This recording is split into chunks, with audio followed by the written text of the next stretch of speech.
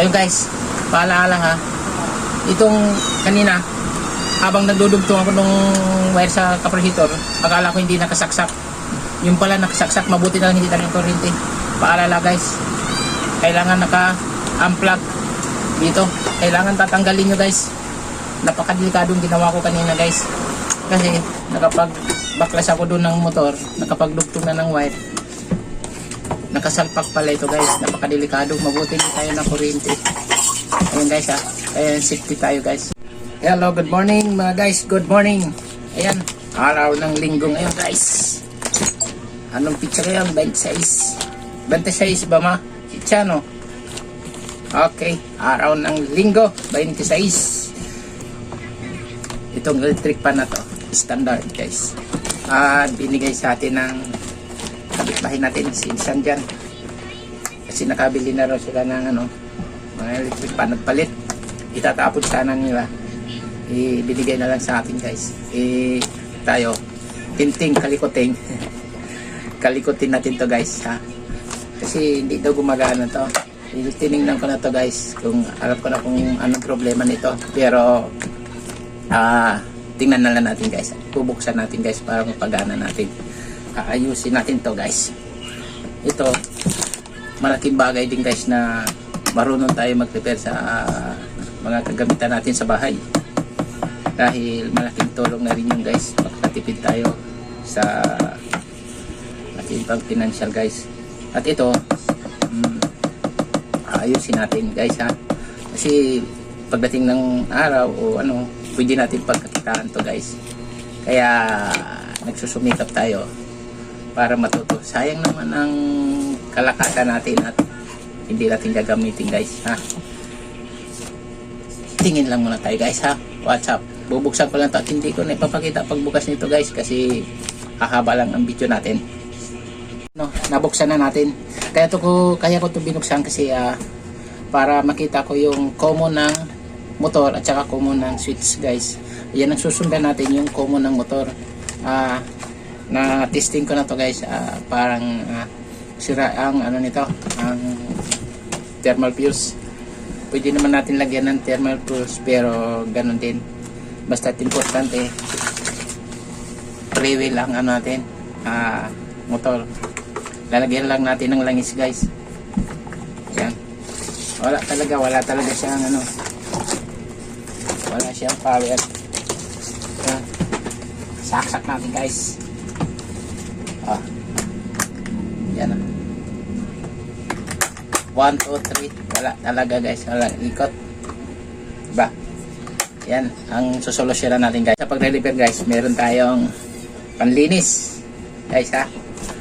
Siyempre, screw, negative, positive, long nose at side cutter, tape, sandpaper, liha guys ha.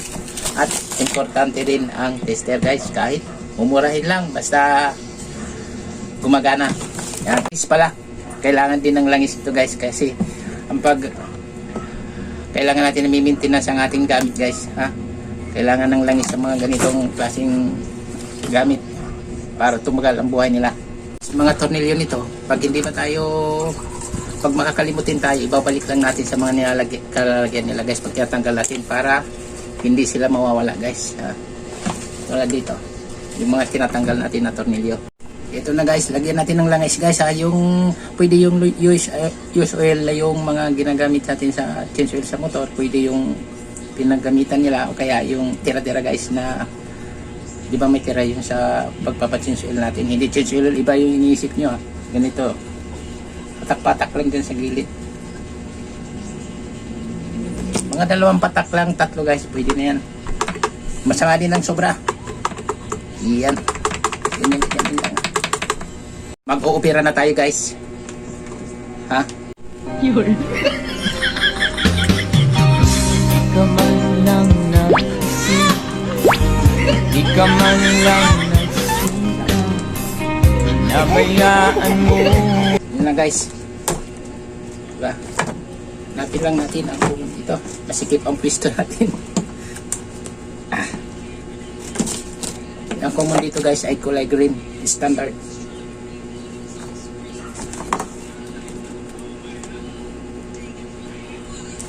Pagkukunin natin yung papunta sa dito, sa switch. Ay, sa switch, sa baba. Dugtungan lang natin to guys.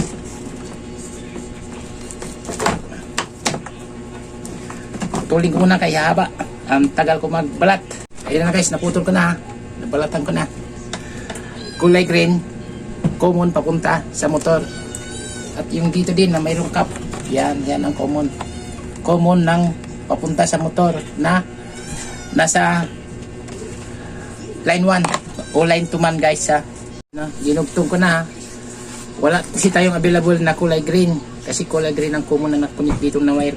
Yan, kasi ito naman nakukuha ko lang din sa mga electric fan din guys ha. Idudugtong lang natin dito sa dalawa na to. Titingnan natin kung saan ang tamang ikot guys. Tanggalin natin itong cup. Pag hindi dito gumana guys, sigurado magpas tayo diyan sa motor. Aso. Gamit lang kayo ng lungnos pag tanggal dito guys. Guys, testing natin itong capacitor para sigurado tayo kung okay pa. Ano bang value nito? 1.5 UF guys. Tingnan natin. Hop. Ano ba lumalabas dyan? Ano lumalabas ma? Kaya nga. Patingin niya sa akin. Ayan. Pasong pasado guys. 1.7. Pakita mo dyan guys. Yan 1.7. Okay pa yan guys. Kasi 1.5 lang to. Sobra pa. Malakas pa ang capacitor guys. Isit lang sa kapasitan guys. Okay. Ikabit na natin to guys. Kahit naman to baliktaran dito sa papuntang motor. Ito tinik-tinik guys ha. Ito ang technique. Pag itong galing sa capacitor na wire, pag hindi gumana guys, ibig sabihin sira ang inyong motor guys ha.